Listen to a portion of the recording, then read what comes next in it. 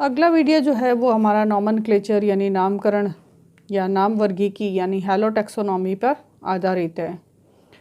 इस टैक्सोनॉमी के अंदर जो प्लांट को हमने नाम दिए थे उसके कौन कौन से आधार होते हैं या प्लांट जो होते हैं, जैसे मैंजीफेरा इंडिका है, ओसिमम सैंक्टम है। तो यहाँ जो दो नाम दिए जाते हैं प्लांट का, तो दो नाम किस को प्रेजेंट करता है और ये किसने दी थी, और ये जो नाम है बॉटनिकल नेम क्यों दिए जाते हैं।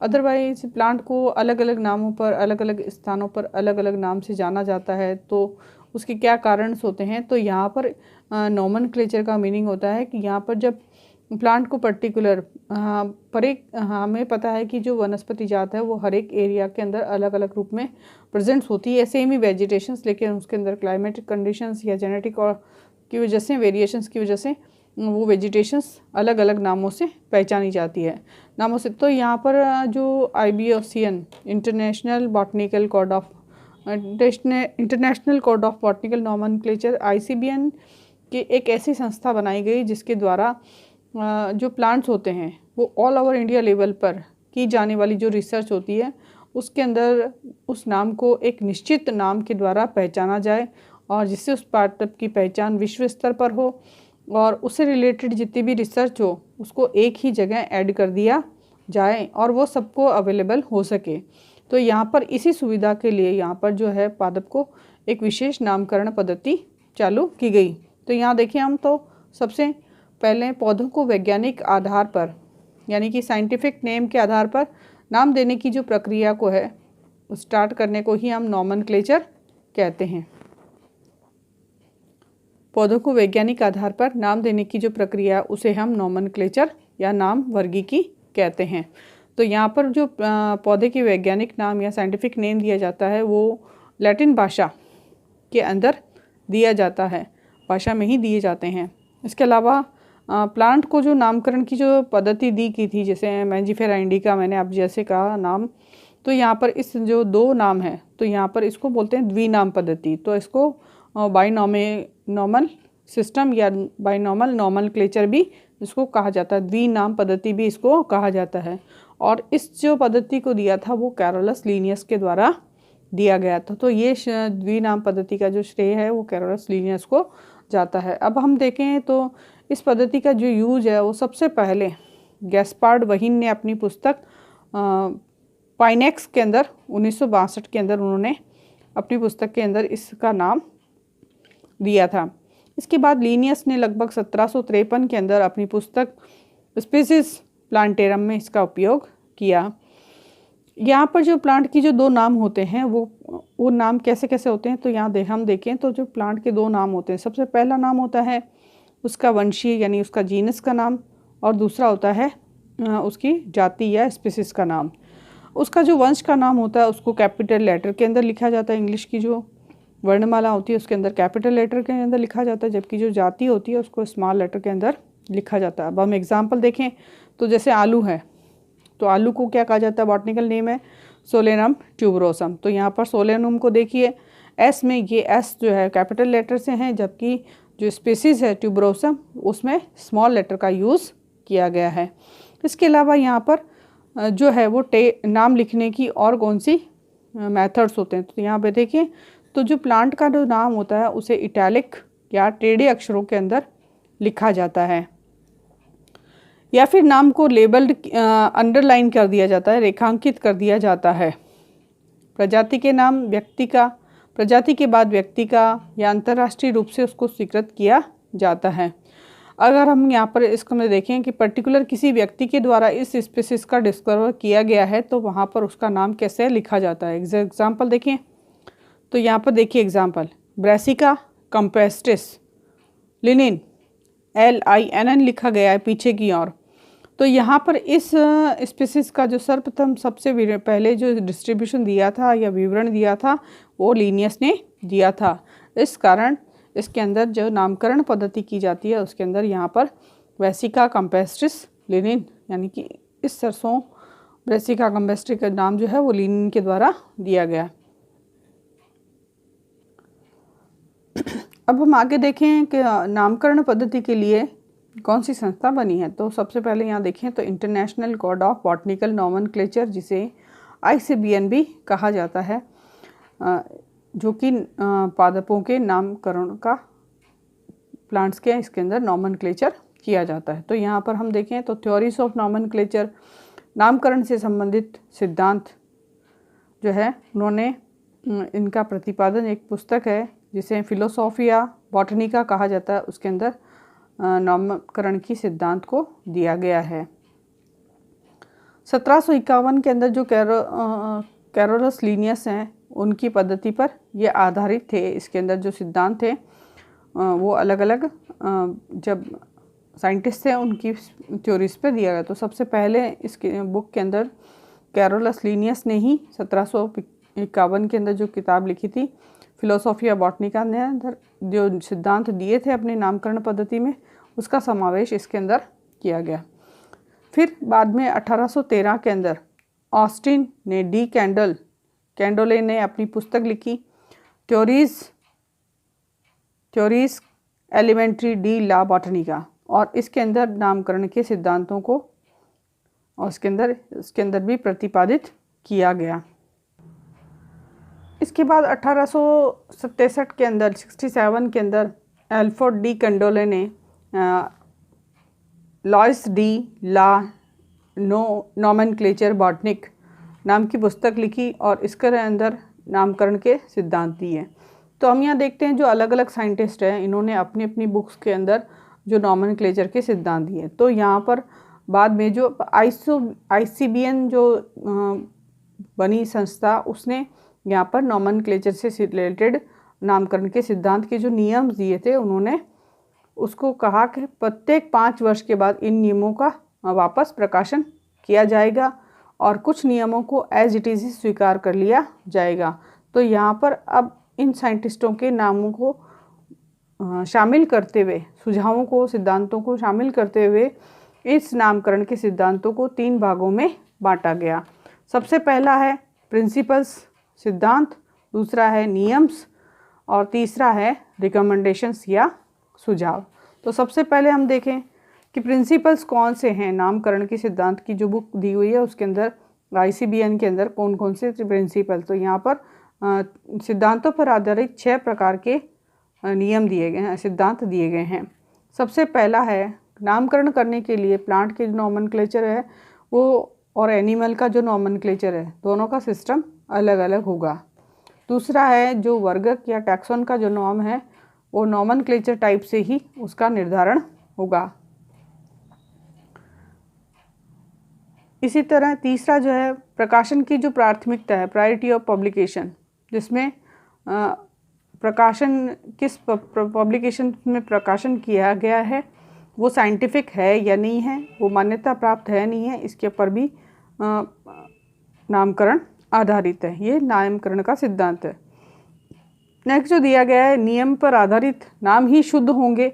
इसके अलावा जो अन्य नाम जो हैं प्लांट के वो नाम जो है वो मान्य नहीं होंगे और अपवाद की स्थिति के अंदर उन नामों को कहीं कहीं पर स्वीकार भी किया गया है।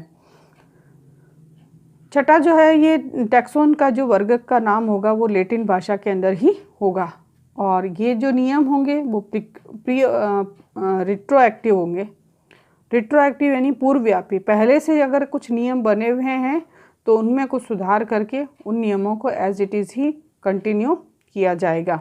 तो यहाँ पर पूर्वव्यापी ही वो नियम होंगे। अब हम देखें यहाँ पर रूल्स कौन कौन से हैं नॉमेनक्लेचर के। तो किसी भी जो रैंक या कोटि का वर्गीकरण समूह है उसको हम वर्गक या टैक्सोन कहते हैं। जैसे हम देखें तो प्लांट किंगडम जो हायर लेवल पर जो रैंक है उसको हम जिसे रैंक ऑफ टैक्सोन कहा जाता है। सबसे पहले अगर हम इसको देखें तो रूल्स को भी अलग अलग कैटेगरीज डिवाइड की गई है। अब हम यहाँ पर रूल्स के भाग पढ़ेंगे। जो पहला भाग था प्रिंसिपल, दूसरा भाग था रूल्स नियम, और नियम के अंदर हम अलग अलग कैटेगरीज पढ़ेंगे। तो सबसे पहले यहाँ देखें डिवीज़न, फिर क्लास, फिर ऑर्डर, फिर फैमिली, फिर जीनस, फिर स्पीसीज को रखा गया है। और अगर हम इसको देखें तो यहाँ पर कौन से सफिक्स और प्रीफिक्स जुड़ते हैं। तो जो हायर क्लासेस होती हैं जैसे किंगडम और डिवीज़न के अंदर किसी प्रकार का कोई यहाँ पर कोई सफिक्स या प्रीफिक्स नहीं दिया गया है, जबकि क्लास ऑर्डर और फैमिलीज़ के अंदर सफिक्स दिए गए हैं। तो यहाँ पर क्लास है तो उस क्लास के अंदर ई शब्द लगता है एंड के अंदर, और ऑर्डर के अंदर ALES शब्द लगता है, जबकि फैमिली के अंदर AC शब्द लगता है। अब हम इसको आगे जब इसको एग्जाम्पल के तौर पर पढ़ेंगे। अब हम इसका सेकंड टाइप देखते हैं। रूल्स के अंदर दूसरा जो नियम है, पहला जो है वो टैक्सोन हो गया, यानी किसी भी कोटि का जो वर्गीकृत समूह है उसको हम टैक्सोन कहते हैं। तो प्लांट के अंदर उसको रैंक के अंदर टैक्सोन के अंदर डिवाइड होना ज़रूरी है, ठीक है। दूसरा है प्रारूप मेथड्स, टाइप मेथड, जिसके अंदर किसी भी प्लांट के अंदर जो प्रिजर्वेशन नहीं किया गया है या नहीं किया जा सकता है उसका वर्णन, चित्र। इसके अंदर देखते हैं हम जो टाइप प्रारूप है, इसके अंदर जो टाइप मेथड है इसमें किसी भी प्लांट की जो है वो प्रिजर्व करके नहीं रखा जाता है, या तो उसका वर्णन किया जाता है या उसके चित्र रूप में उसको प्रस्तुत किया जाता है। तो उसके अंदर हम सबसे पहले देखते हैं नाम प्रारूप, जिसे होलोटाइप कहा जाता है। जिसके अंदर देखें तो हम किसी भी प्लांट की जो स्पेसिमेन है उसके अंदर जो प्लांट है वो पादप प्रतिरूप के रूप में जो ओरिजिनल है उसी रूप में ही पाया जाता है, जिसे होलोटाइप कहा जाता है, नाम प्रारूप कहा जाता है। दूसरा होता है इलेक्ट्रोटाइप या चयन प्रारूप, जिसने जो प्लांट का जो ओरिजिनल मटेरियल होना है ये अगर खो जाता है और उसके स्थान पर कुछ दूसरा मटेरियल यूज़ किया जाता है तो उसे हम इलेक्ट्रोटाइप स्पेसिमेन कहते हैं। थर्ड है आइसोटाइप, जिसके अंदर जो डुप्लीकेट शीट होती है वो प्लांट के पार्ट की जो शीट्स होती है अलग अलग, उसके अंदर डुप्लीकेट शीट को प्रेजेंट किया जाता है, उसे हम आइसोटाइप कहते हैं। चौथा है सिन या सेटाइप, जिसमें दो या दो से अधिक जो स्पेसिमेन होते हैं वो एक ही प्लांट के ऊपर स्पीसीज को अगर रिप्रेजेंट करते हैं तो उसे हम सिन टाइप कहते हैं। इसी तरह को टाइप, जिसके अंदर जो प्लांट की जो स्पीसीज होती है इसका जो ओरिजिनल स्पेसिमेन होता है उसके अलावा एक्स्ट्रा स्पेसिमेन की जो कॉपीज़ होती है उसे हम को टाइप स्पेसिमेन या को टाइप कहते हैं। इसी तरह चौथा जो है छठा है नियोटाइप, जिसके अंदर जो टैक्सोन है कि नॉमनक्लेचर से रिलेटेड अगर कोई मटेरियल नहीं होता है तो उसमें जो है प्लांट के स्पेसिमेन को इसके अंदर यूज़ किया जाता है, अदर प्लांट के स्पेसिमेन को इसके अंदर यूज़ किया जाता है, प्लांट के स्पेसिमेन को इसके अंदर यूज़ किया जाता है, उसे हम नियोटाइप कहते हैं। फिर है पाराटाइप, जिसके अंदर जो नामकरण के अलावा विवरण देने वाला जो स्पेसिमेन होता है उसे पाराटाइप कहा जाता है। अब हम इसके अंदर रूल्स के अंदर तीसरा नियम देखें तो इसको प्रायोरिटी या प्राथमिकता का नियम कहा जाता है, जिसके अंदर टैक्सों के अंदर यानी विधि सम्मत होना चाहिए। वर्ग जो है वो विधि सम्मत यानी लेगिटिमा होना चाहिए। फिर इसका एग्जाम्पल देखिए, जैसे क्लियोम, काइनेड्रा लिनिन नाम वैद्य है, जबकि जो पादप का जो वर्णन है वो सर्वप्रथम लिनियस के द्वारा ही किया गया है। तो इस प्रकार दिया गया जो नाम है वो वैद्य होता है, क्योंकि इसका नाम सबसे पहले वर्णन जो है वो लिनियस के द्वारा ही किया गया है। इसी तरह अगला जो हम यहाँ पर रूल्स देखें, चौथा रूल्स, तो इसमें है कुल के नियम, नेम्स ऑफ फैमिलीज़, जिसके अंदर प्लांट के जो हैं वो बहुवचन यानी विश्लेषण शब्द का इसके अंदर यूज़ किया जाता है। जैसे यहाँ पर हम देखें तो फैमिली के अंदर एग्जाम्पल है मालवा, तो फैमिली कौन सी होगी, मालवेसी, क्योंकि हमने अभी पहले पढ़ा कि फैमिली के अंदर एसी शब्द लगेगा। तो यहाँ पे अब यहाँ पर हम देखें तो जो नई रिसर्च के अकॉर्डिंग जो पहले नाम दिए गए हैं वो और उसके अल्टरनेटिव नाम कौन कौन सी फैमिलीज़ के अंदर किस नाम से जाना जाता है। तो यहाँ पर देखिए आप, पाल्मी फैमिली को एरिकेसी भी कहा जाता है और ग्रैमिनी फैमिली को पोएसी फैमिली भी कहा जाता है। इसी तरह क्रूसीफेरी फैमिली को ब्रासिकेसी फैमिली भी कहा जाता है, अल्टरनेट नाम है इसका। इसी तरह लेग्यूमिनेसी फैमिली को फैबेसी फैमिली भी कहा जाता है। इस तरह आप पांचवा नाम देखिए गट्टीफेरी, जिसे क्लूसीफेरी भी कहा जाता है, क्लूसीफेरी, और अम्बेलीफेरी फैमिली को एपीएसी फैमिली कहा जाता है, इसका अल्टरनेट नाम है। लेबिएटी का लेमिएसी और कंपोजिटा का एस्ट्रेसी फैमिली नाम इसका अल्टरनेट नाम है। तो यहाँ पर फैमिलीज़ के नाम किस तरह से सारे एसीज़ के अंदर दिए गए हैं और इस शब्द का इसके अंदर इस तरह से यूज़ किया जाता है। तो जो फैमिली है उसके अंदर बहुवचन के रूप में नाम का उपयोग किया जाता है। अब हम नेक्स्ट देखें तो रूल्स देखें। 5वां नियम वैधता का नियम, जिसे रूल ऑफ वैलिडिटी भी कहा जाता है, जिसके अंदर जो बॉटनिकल नेम जो जाती है उसकी वैधता है। तो ये जो वैधता कैसे होगी, तो अगर पर्टिकुलर वो टैक्सोन से संबंधित है उसके अंदर वर्णन किया गया है और वो पब्लिकेशन उसका जो वैलिडिटी होना चाहिए, उसकी पब्लिकेशन की वैलिडिटी है और जो लिया गया है वो लैटिन भाषा के अंदर लिखा हुआ होना चाहिए और इससे रिलेटेड जितनी भी रिसर्च हुई है वो बिल्कुल सत्य होनी चाहिए। इस प्रकार यहाँ पर जो टैक्सोन्स होती हैं उसकी वैलिडिटी होनी चाहिए।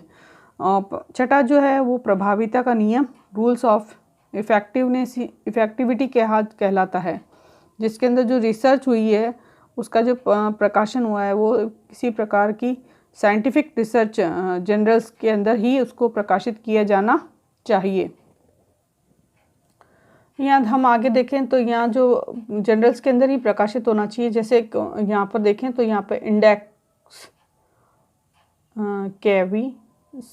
कैविसिस बायोलॉजिकल एब्स्ट्रैक्ट, इसके अलावा इंडियन साइंस एब्स्ट्रैक्ट और INS डॉक को भी मैसेज किया जाना चाहिए कि आपने कौन सी किताब या पब्लिकेशंस के अंदर अपनी जर्नल्स को प्रकाशित करवाया है। तो इस प्रकार प्रकाशन की जो तारीख जिस दिन वो मुद्रित होता है उसी तारीख की प्रकाशन माना जाता है। अब हम देखें तो नेक्स्ट जो आता है रूल्स के अंदर वो है वंश का नाम, नेम ऑफ जीनस, जो एक प्रकार का नाउन है जिसे सिंगुलर फॉर्म के अंदर यूज़ किया जाता है। एग्जाम्पल देखें, जैसे फादर ऑफ बॉटनी, जिसे थियोफेस्टस को फादर ऑफ बॉटनी कहा जाता है, तो इसके नाम के आधार पर जीनस का नाम दिया गया है थियोफ्रेस्टा। इसी तरह लीनियस के नाम पर जीनस जो है वो है लिनेसी जीनस दिया गया है, जो कि लीनियन के नाम पर दिया गया है। नेक्स्ट जो अगर हम इसके अंदर देखें तो अगला जो नामकरण का नियम है 8वां नियम, वंशों का संरक्षण, नोमिना जेनेरिका कंजर्वेंडा, यानी कि वंशों के नामों का संरक्षण। और यहाँ पर वही नाम जो कि यूनिवर्सली सेलेक्टेड किए गए हैं, जिनको सबने मान्यता प्रदान की है, उन्हीं नामों का वंशों में नाम संकलित किया जाता है। अगला है यहाँ पर प्रजाति के नामकरण की नियम। प्रजाति का नाम या स्पीसीज का नाम कैसे दिया जाता है, तो यहाँ देखें हम, जैसे सीडा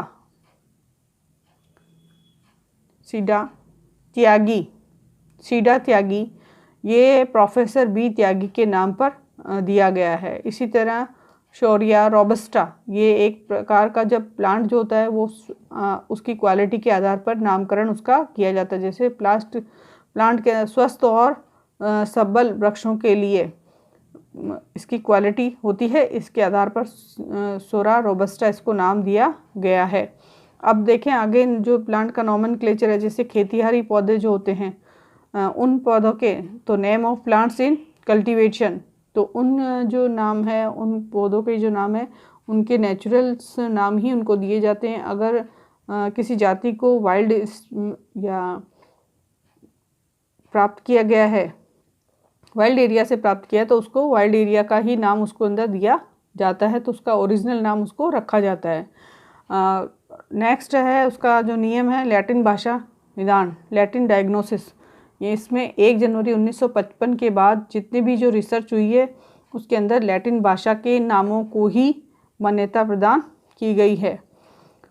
फिर अगला जो नियम है उसमें लेखक का नाम संदर्भ, जिसमें सिटेशन ऑफ ऑथर्स नेम, किस तरह से ऑथर के नाम की, लेखक के नाम का उपयोग किया जाता है, जिसमें जैसे लीलियसी एडेंस, तो यहाँ पर लीलियसी फैमिली की जो स्थापना है वो माइकल एडिसन के द्वारा की गई थी, इसलिए यहाँ पर फैमिली में यहाँ पर लीलियसी एडेंस लिखा गया है। इसी तरह यहाँ पर गेरुगा रॉक्स, तो यहाँ पर जो है वो गैरुका फैमिली की जो है वो विलियम रॉक्सबर्गर के द्वारा स्थापना की गई थी, तो इसमें यहाँ पर रॉक शब्द को जोड़ा गया है।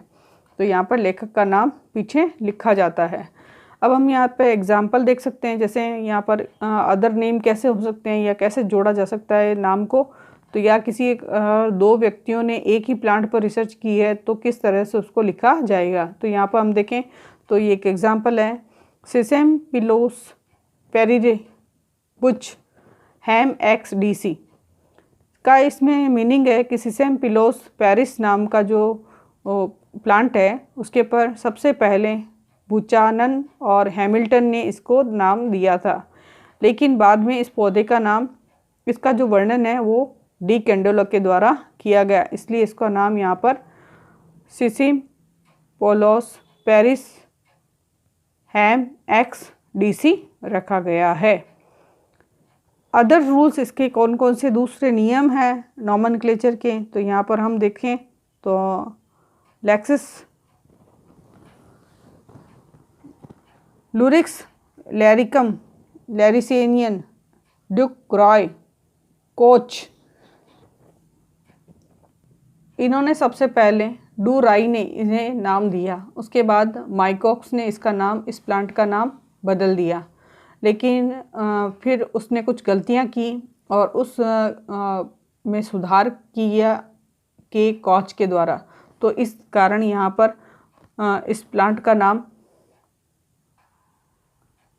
लैरिक्स लुरिसियाना ड्यू रॉय कोच रखा गया है, क्योंकि ड्यू रॉय ने इसको सबसे पहले नाम दिया था, बाद में माइकॉक्स ने इस नाम को बदल दिया, लेकिन माइकॉक द्वारा की गई जो कार्य था वो सत्य साबित नहीं थी और इस शर्त को कॉच ने सही मान किया था, इसलिए कॉच का नाम इसके आगे जोड़ा जाता है। तो यहाँ पर ये अदर नाम करने के पैटर्न भी यहाँ पर दिए गए हैं। इसके अलावा जो लास्ट और इम्पॉर्टेंट हम देखें तो कौन सा नियम दिया गया है, नाम की अस्वीकृति, रिजेक्शन ऑफ नेम्स। किन किन परिस्थितियों में नाम की अस्वीकृत किया जा सकता है, तो हम यहाँ देखें कि जितने भी पॉइंट्स हमने यहाँ दिए हैं नाम को सत्यापित करने के, तो उन्हीं पॉइंट्स को हम यहाँ देखें तो यहाँ पर जब नाम है वो किसी लैटिन भाषा के अंदर लिखा जाना चाहिए, किसी साइंटिफिक रिसर्चर के अंदर होना चाहिए, इसके अलावा किसी दो रिसर्चर के द्वारा उसको ऑथराइज होना चाहिए। तो यहाँ पर बहुत सारे जो पॉइंट्स हमने दिए थे अब तक पढ़े हैं, उसी से रिलेटेड यहाँ पर उनसे रिलेटेड अस्वीकृति यहाँ पर दी गई है। लास्ट जो है वो है रिकमेंडेशंस। रिकमेंडेशन में देखें तो हम कि नॉमेनक्लेचर के अंदर क्या संस्तुतियाँ दी गई है, तो यहाँ पर दिया है कि भविष्य में होने वाला जो प्लांट का जो नॉमेनक्लेचर है उसमें यूनिफॉर्मलिटी बनी रहे और क्लियरिटी बनी रहे, एक रूपता और स्पष्टता बनी रहे, इसके लिए इसका स्थापित करना चाहिए। और तीसरा है कि यहाँ पर दूसरा है कि अगर यहाँ पर प्लांट के अंदर जैसे किसी ने इसकी वापस रिसर्च की है या किसी ने इसके ऊपर रिसर्च की है तो उसको तृतीय नाम संकेत के रूप में उसके स्मॉल लेटर से उसको प्रारंभ होना चाहिए। इस तरह हमने आज के इस वीडियो के अंदर नॉमेनक्लेचर और उसमें उसके प्रिंसिपल और उसके रूल्स और रिकमेंडेशंस के बारे में डिटेल से पढ़ा है।